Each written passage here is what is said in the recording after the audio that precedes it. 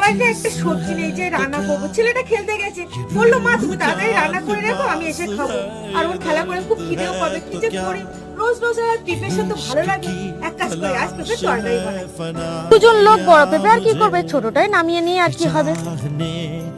মা, ও মা, দেখো তোমার ছেলে কি ধরে নিয়ে এসেছে। ও বাবা, তাই তো? তাহলে খুব ভালো হবে। আজ এই পেঁপেটা দিয়ে রান্না করবো। ঠিক আছে, ঠিক আছে। আরে ছাটিগুলো দেখে তো আমি ওকে বললাম আমি রান্না করে দেবো, কিন্তু কি ওগুলো ধরেছে কোথা দিয়ে?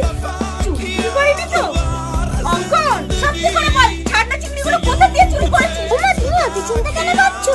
তোমার ছেলে চুরি করেনি। আমি যেখানে খেলা করছি না, সেখানে একটা খালি তো ওখান থেকে এগুলো ধরে এনেছি। সত্যি বলছিস? হ্যাঁ, সত্যি। তবে হ্যাঁ বাবা, সংসারে যতই অভাব আসুক না কেন, খেতে খাবি, তবু চুরি করে খাবি না।